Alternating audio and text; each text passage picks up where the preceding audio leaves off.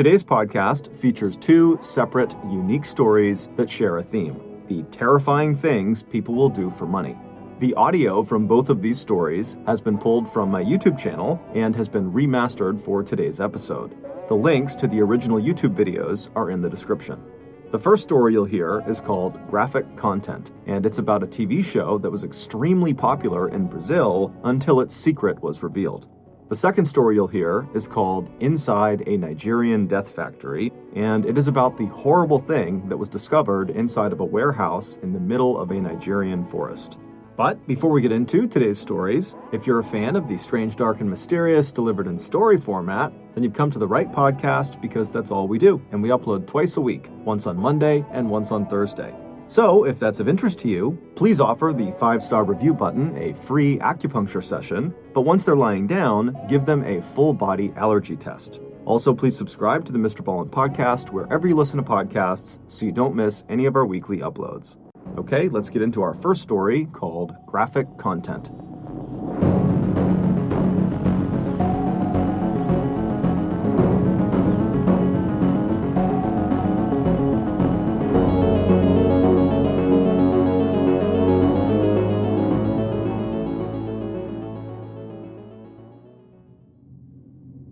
If I told you to picture the Amazon rainforest in your head, you would likely picture a dense tropical wilderness full of amazing and exotic animals. And you'd be right, that is a good representation of the Amazon rainforest, but what a lot of people don't know is that the Amazon rainforest is also home to a massive city. It's called Manaus, and it sits right in the middle of the Amazon rainforest, right along the Amazon River. And it happens to be one of the most violent places in the entire world.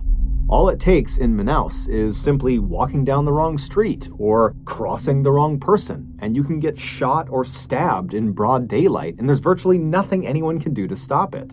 In 1989, a 31-year-old former police officer named Wallace Souza decided to make a TV show about what it was actually like to live in his hometown of Manaus. And unlike other crime shows in Brazil that often censored out the most graphic content they covered, Wallace decided he wasn't going to do that.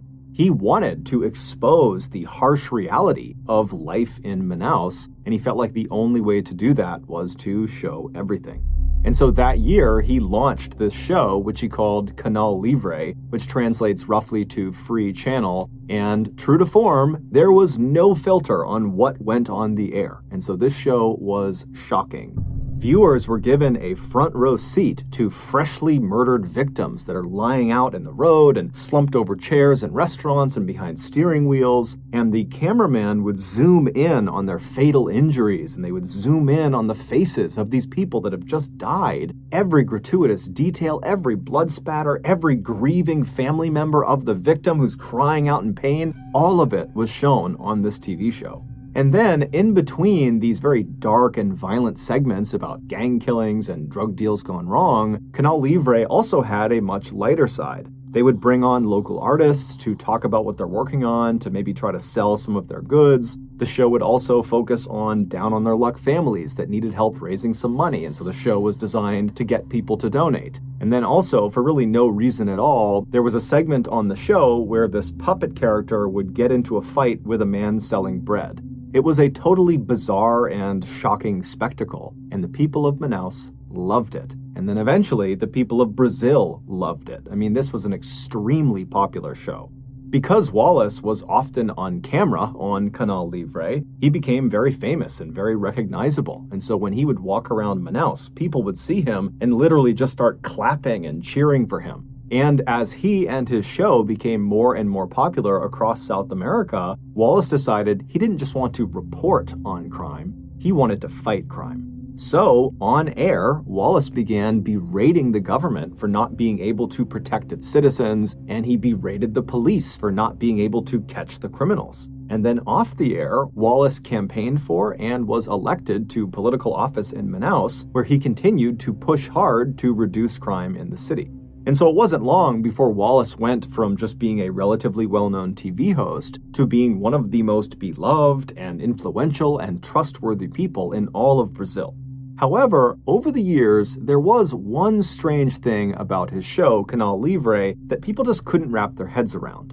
This oddity was most obvious in a now famous episode of Canal Livre that aired sometime in the mid-2000s. This episode opens with a Canal Livre reporter making their way through a jungle, and there's a cameraman filming them from behind. And this reporter, they're very carefully walking through, kind of pushing branches out of the way and high-stepping over all the underbrush. And then at some point up ahead, you see there is a clearing, and there is a third person standing in this clearing, and they're clearly looking straight down at something on the ground that we can't see. But this third person is very occupied with whatever is on the ground. And so eventually, this reporter makes their way through the jungle into this clearing, and then as soon as the cameraman gets into the clearing as well, he looks down at what is on the ground. And what you see is what appears to be a log that has previously been lit on fire because it's still smoking and it's black and it's charred. But as the cameraman zooms in, you see there are hands on this log. So you realize it's not a log, it's a human being who's obviously deceased. And based on how badly charred they are and how much they're still smoking, you realize very quickly that this person must have been on fire very recently as probably just a couple of minutes ago. Like right before the camera got here, this person was on fire. And so as you're kind of seeing this shocking image, the reporter suddenly talks about this person like he knows all the details of them already. He says, this person, it's a man, and they were not shot to death, they were doused with gasoline and burned alive. But at this point, the police had not come out. They had not seen this dead person yet, and so it made no sense that the reporter would have all this information on hand because no one knows this stuff yet, and based on just looking at this person's body, it was too badly burned to be able to tell whether it was a man or whether they had been shot or not or whether gasoline was used. But when Wallace was questioned about where he and his reporters got their information from, he just said, look, we're a very popular show and people call us often before they call the police and they give us information about what's happening in the city. And we have a huge team. We watch the police headquarters, we listen to the police's radio, we watch the morgue, we have loads of informants all over the city. And so we just get our information really, really quickly. And this answer was enough until 2008. That year, in October, the police arrested a former Manaus police officer who just went by the name Moa, and they accused him of 9 murders. And so they throw him in jail, but Moa, despite the seriousness of the charges against him, seems totally unfazed. It was obvious he had some sort of powerful connection outside of prison, some person or some entity that he fully expected was going to, at any moment, swoop in and magically get him out of prison. But that didn't happen. Moa just continued to sit in jail, and at some point that began to sink in that he was kind of on his own, and so he began to talk. And the story he would tell would shock Brazil. Moa would admit to having killed some people, but he would tell police, look, I'm just the assassin. The person who hired me for these killings is Wallace Souza.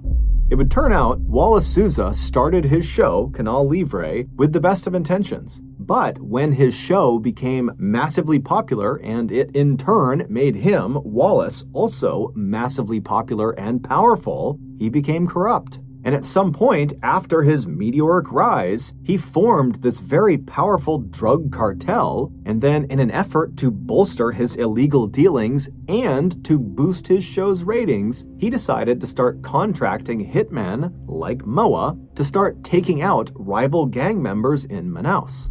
And he would tell the hitman how he wanted them killed and where he wanted them killed and at what time. And then after the hitman agreed to do this, he, Wallace, would go tell his camera crews exactly where to go and at what time so that they would be arriving at the murder scene literally right as it was happening or right afterwards, allowing them the opportunity to get all the gory footage before anybody else. It would take the police a year to finally compile enough evidence to charge Wallace with murder, but they would do it in October of 2009, and eventually Wallace would turn himself in. However, he denied everything. And then before he went to trial, he would die of a heart attack in prison. And so we never actually got to learn the full extent of what exactly Wallace Souza had done, how many people he had had assassinated, and how many of them were shown on his TV show. But we do know that at least 3 of his assassination victims were shown on his TV show, one of them being the person that was found out in the jungle. They really were a man. They really had not been shot. They had been burned alive with gasoline at Wallace's discretion. But in the end, the person who paid the highest price for the Canal Livre killings was Moa, the hitman who blew the whistle on what was going on with the show.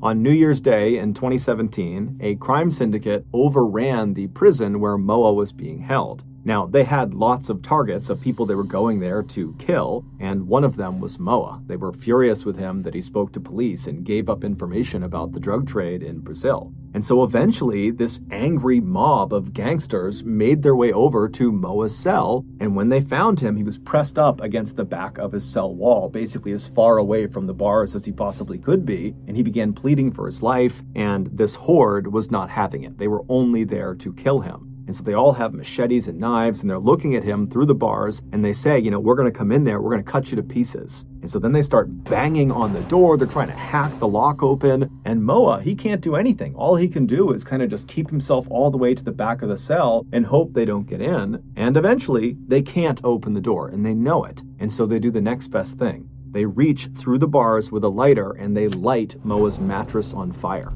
And so Moa was trapped. He had nowhere to go, and so eventually the fire reached him and he burned alive.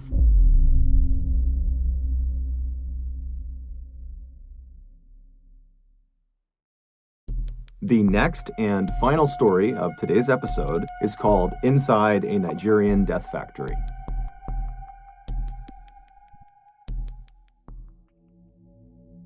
In Nigeria, motorcycle taxi drivers are called Okadas, and in Ibadan, which is one of Nigeria's biggest cities, home to 3.5 million people, there are a lot of Okadas.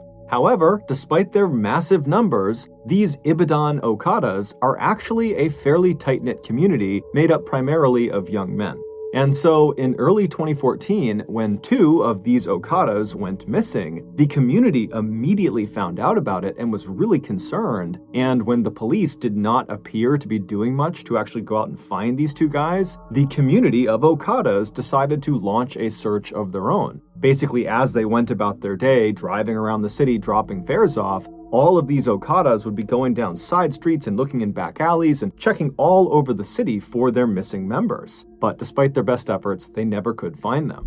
Then, on March 22nd of that year, a 3rd Ibadan Okada vanished. He was a young man named Lanre Sidiku, and unlike the other 2 riders who went missing while they were at home, Lanre went missing while he was working. Lanre was part of a group of Okadas within the city who all kind of met up on the same city street, and that's where they stayed throughout the course of their day, trying to wave down fares as they came up. And so everyone in that meetup point all knew each other, and so they all knew Lanre. And on the day he went missing, they recalled seeing him driving away from this meetup point with 2 passengers on the back of his bike. Now, typically, the rides these Okadas would offer to their passengers were very short. They're only driving them just around the city. And so it was very quickly noticed that Lanre had left and after several hours had still not come back yet. When it was noticed by the other Okadas, they began talking about it and someone said, give him a call, make sure he's okay. And so they called his cell phone and Lanre did not pick up, which was highly unusual, not just for Lanre, but amongst the other Okadas. They always had their phones on because they're looking for new customers and customers could be calling them. And so their cell phone is a vital part of their work. And so his phone is off, they don't really know what to make of that, and then out of nowhere, Lanre actually calls this group of riders. However, he was calling them on his second cell phone. Lanre would keep a work phone and a personal phone, so he was calling them on his personal phone. And so when this other Okada answered the phone and heard Lanre's voice, he put the phone on speaker so the others who were concerned could hear what was going on. And what they heard was Lanre, totally hysterical, screaming into the phone that he needed help. He said that he and 8 other people he was with, who he didn't even know, had been kidnapped, and their kidnappers had brought them to this underground prison cell. They couldn't see anything, but they could hear people walking above them. Lanre also explained that when they had been kidnapped, the captors had taken all of their belongings, but they hadn't recognized that Lanre had this secondary cell phone, which is why he was calling from it. And so in between Lanre's frantic descriptions of what was going on and what had happened to him, these Okadas that received this call, they can hear in the background these other 8 people that are with Lanre in this underground cell screaming out as loud as they can, probably to get the attention of someone, anyone who was above ground who might be able to come down and save them. And so these Okada riders who are getting this call from Lanre, they're horrified, and they're trying to calm Lanre down so he can explain where he is so they can go find him. And finally, Lanre, he does compose himself, and he gives them really specific directions to this footpath that led into the Soka forest where he said he had been taken. The Soka forest was a very dense stretch of wilderness right on the outskirts of Ibadan. Lanre would tell them that he had no idea where specifically in the Soka forest he was. However, he said, if you just keep walking on that path, eventually you'll hear us calling out from underground and you can come and save us. And so as the riders turned on their bikes and they got ready to head out and go rescue their friend, they told Lanre to stay on the line. Let us keep talking to you until we find you. But as they're telling him that, his phone abruptly cuts out. And then when they tried calling him back, his phone was off.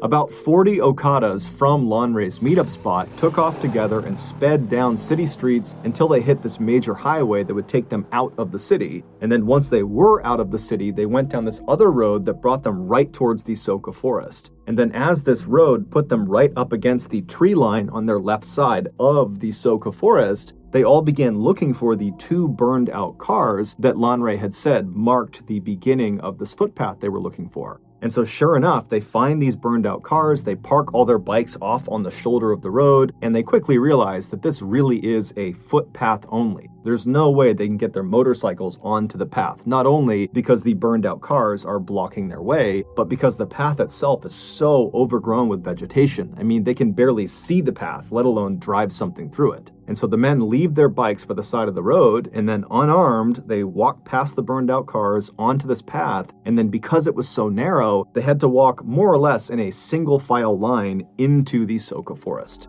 And so as these men are basically marching into the woods, they're not making any sound, because again, they're trying to listen for the sound of their friend and the other people that have been taken captive somewhere underground. And so they're silently marching through this forest when all of a sudden, the guy at the front of the line thinks he hears something way up ahead. And so he holds his hand up to stop the line, and they all stop and they're trying to listen. And then all of a sudden, about 50 feet ahead of them through the trees, this man they didn't recognize suddenly jumped out from behind a tree. He yelled something at them, and then he raised his gun and began firing in their direction. The 40 Okadas immediately turn around and just sprint back down the path, right back out to the road. They hop on their bikes and they peel back out towards the city. When they finally get back to the meetup spot they had all originated from, they realize they can't just leave Lanre and the other people he was with out to dry. They have to go back and rescue them. They considered calling the police, but given the lackluster response to the other 2 missing Okadas, they realized they probably would have a higher chance of saving their friend and the others if they just went themselves. And so the 40 Okadas rounded up another 60 from other neighboring meetup spots, and this huge posse of over 100 men all hopped on their bikes and headed back towards that footpath that led into the forest. When they got there, they put their bikes on the side of the road, and this time, when they started walking down that path, they had guns, knives, bats, all sorts of weapons, and they were not trying to be quiet. They were actually yelling like these loud war cries to let the gunmen and any other gunmen in the woods know that there was a horde of angry people that were coming into the woods for a fight. And so as they're marching down this trail, kind of expecting to get shot at any point, it doesn't happen. Instead, after quite a while, they walk out of the thick forest into this huge opening. And right in the middle of this huge clearing is this fairly small river, but it's big enough that it would be very difficult to cross. However, they can see there's a bridge, this kind of crumbling old stone bridge that goes over this river. And then on the other side of the bridge, on the other side of the river, they can see there are 2 dilapidated buildings. The one that is closer to the bridge is this small black shack that has a window looking out towards them, and from their perspective, they're maybe 100 feet away from this shack. They can't tell if anybody's inside of this building. And then the other building was much bigger than the shack. It was this huge kind of broken down warehouse that had big tall cement walls, and then all around it was this huge chain link fence with barbed wire wrapped around the tops. And so this huge posse of Okadas, they come storming out of the forest and they run over to that bridge, which is the one way across. And as they get on the bridge, they're kind of scanning the 2 buildings. They're not seeing anybody. And then one of the men, they look down underneath the bridge and they actually see Lanre's motorcycle. It's lying on the banks of this river, kind of tucked up underneath the bridge, as if someone had stolen it. And so everyone already knows, Lanre is somewhere over here. We're going to go find him. And so the men, they get over the bridge, they go to that first building, that black shack, and they open up the door. It's a plywood door, and there's no one inside. But the shack is literally stuffed full of hundreds and hundreds of articles of clothing and shoes. And so after kind of looking this over and not really sure what to make of it, the posse moved on from the black shack and made their way up to the fence right in front of this huge warehouse. And when they reach the fence, they're kind of expecting to be met with some sort of resistance. I mean, the last time they were out here, they got shot at. And so they begin yelling into the warehouse for anyone in there to show yourselves, come out here. But it was silent. And so one of the Okadas that was part of the posse had brought along bolt cutters as a weapon to use as a club if he needed to. But as it happened, he began to use the bolt cutters for their actual purpose, and he bent down and actually cut a huge hole in this fence so they could go in and explore this warehouse. And so after a large percentage of this posse had gotten inside the fence line, they began walking around this huge warehouse to try to find an entrance inside. And so as they're walking, the windows that lead into this warehouse, they're too high up, so you can't actually see what's going on inside. It's silent, there's a pretty bad smell, but they don't really know what to make of this. They walk around this structure, and when they get to the very back, they find an entrance. All it is this big rusted piece of tin metal, like sheet metal, that's propped up against a gap in the walls of the warehouse. And so one of the Okadas grabs this piece of metal and he pushes it out of the way. And then as soon as he did that, a few other Okadas quickly stepped through the threshold into the warehouse, preparing themselves to have to fight potentially if there are gunmen or anybody else inside that might want to do them harm. But as soon as they see what is inside of this warehouse, they immediately lower their weapons and just stare in abject horror. According to the locals who lived actually in the forest relatively near where this warehouse was, they said there was actually another way to get to this particular area, to get to the warehouse. There was another path that was very rough, but it was big enough for one vehicle that came in from the other direction. Now, the locals said they didn't use this path at all. They didn't even know where it originated from. But they said for the last 10 years or more, they have seen one vehicle use this road all the time to get to the warehouse. And it was this black Jeep with black tinted out windows, and they said it would typically show up most nights of the week around 8 p.m. And they said it would just go down the road, it would make its way over to the warehouse area, and then around 9:30 p.m., they would hear or see the black Jeep leaving.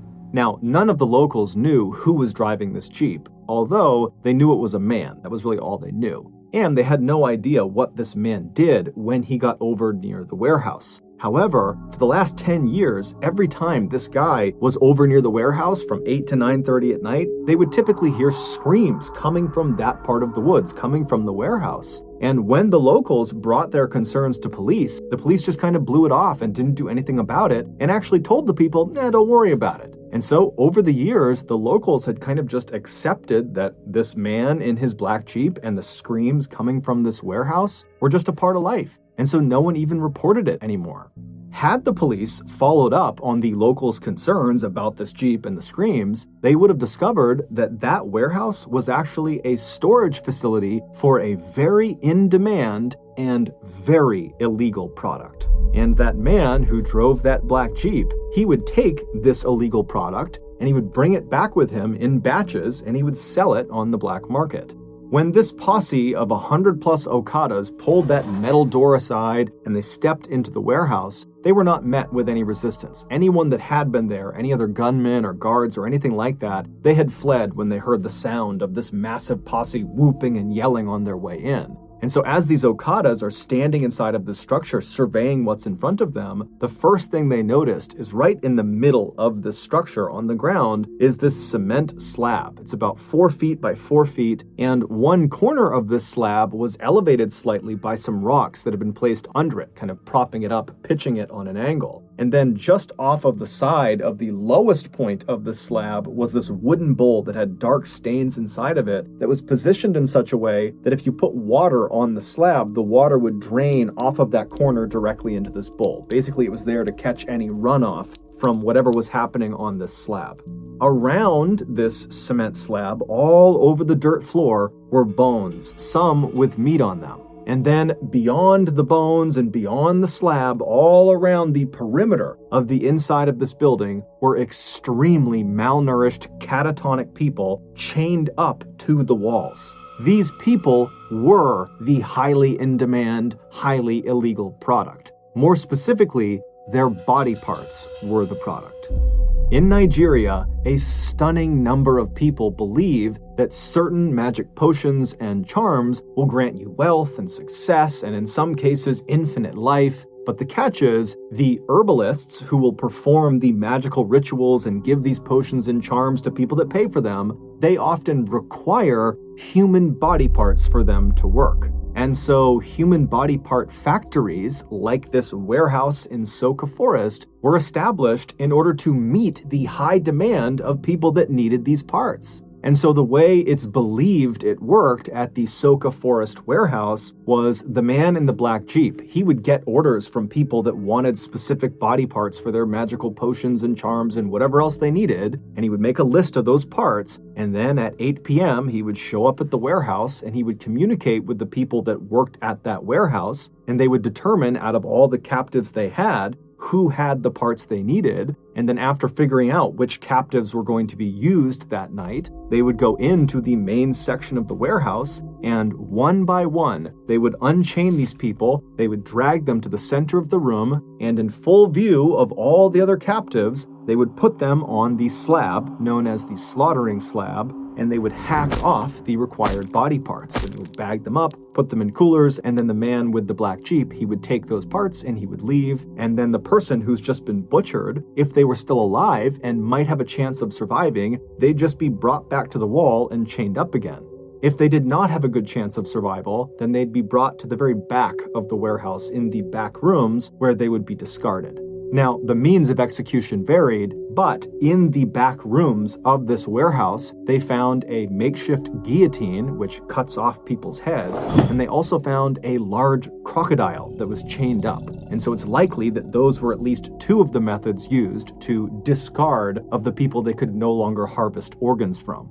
After the Okadas kind of broke out of their initial shock of what they were seeing inside of this warehouse, they went around and began freeing people that were still chained up to the walls. And in total, there were 23 people that were still barely alive, still inside of this warehouse, but none of them were Lanre Sadiku. And then after checking all of the dead bodies and body parts that were inside of the warehouse and then also right outside, where there were a number of shallow mass graves, they couldn't find Lanre amongst them either. And so this huge posse began looking all over the property for an entrance to this underground prison that Lanre had described being in. But they couldn't find it, and so eventually this posse made their way back over to the survivors who were being tended to by locals that had come over, and they asked the survivors, are you aware of any underground prison cells somewhere around here where other people were being held? But the survivors either didn't know or just were unable to speak anymore. And so later that day, when the police did come out because word got out about this huge find out in this forest, the posse went to the police and begged them to please begin digging up this entire property. We need to find the entrance to this underground prison cell. Lanre and 8 others, and who knows how many others beyond them, are trapped underground in these cells, and we gotta get to them. But the police just kind of refused and immediately just demolished the warehouse. And then after kind of cordoning off that area for a couple of days, the police basically just left and stopped caring about it altogether. And so the Okadas once again came together as a community and would spend the next several weeks going back out to this forest and just manually began digging up all over this entire property in hopes of finding their friend and the rest of these people that were trapped underground. But they never did. And so we don't know what happened to Lanre and the other people who were trapped in that underground cell. We don't know what happened to the other 2 Okada riders who went missing right before Lanre did, although it's generally assumed they most likely were kidnapped as well and probably met a similar fate. We also have no idea how many people were butchered inside of the Soka Forest warehouse. However, given the massive amount of clothing and shoes inside of that black shack, it's believed the total number of victims is easily in the hundreds. No one has ever been officially held accountable for the atrocities that took place in the Soka Forest. However, a couple of days after the warehouse was discovered by the Okada posse, the posse was back digging, looking for Lanre, when they discovered there was this man who was there who was kind of walking around acting suspicious. And so the posse confronted him, and it would turn out this guy had several human tongues in his pockets, along with dozens and dozens of cell phone SIM cards. And so, assuming he was part of whatever happened there, the Okada posse proceeded to kill the man on sight. Later on, a woman who was a survivor from the warehouse would tell reporters how she got kidnapped. She said she lived in Ibadan, she was well educated, she had a good family, she was just sitting outside of her house when all of a sudden this van pulled up in front of her, and these very official looking men were inside of this van, and they got out and they told her, you're under arrest, you gotta come with us to the police station. And the woman was so confused, but the men were very professional and seemed very convincing, and so she got inside the van, they shut the door, and they drove off. And very quickly, once she was inside of the van and couldn't go anywhere, she realized they were not police, she had been kidnapped, and within the hour, she, along with several other people who had probably been kidnapped in the same way, were stripping their clothes off right outside of that black shack on the other side of the river, and they were told to put their clothes and belongings inside of the shack while they were being held at gunpoint, and then once they were naked, they were promptly marched into that warehouse where virtually everyone around her would be butchered and killed. Thank you for listening to the MrBallen podcast. If you got something out of this episode and you haven't done this already, please offer the 5-star review button a free acupuncture session, but once they're lying down, give them a full body allergy test. Also, please subscribe to the MrBallen podcast on Spotify, Apple Podcasts, Amazon, Google, and anywhere else you get your podcasts. This podcast airs every Monday and Thursday morning, but in the meantime, you can always watch one of the hundreds of stories I have posted on my YouTube channel, which is just called MrBallen. If you want to get in touch with me, please follow me on any major social media platform and then send me a direct message. My username is just @MrBallen, and I really do read the majority of my DMs. Lastly, we have some really cool merchandise, so head on over to shopmrballen.com to have a look. So that's going to do it. I really appreciate your support. Until next time, see ya.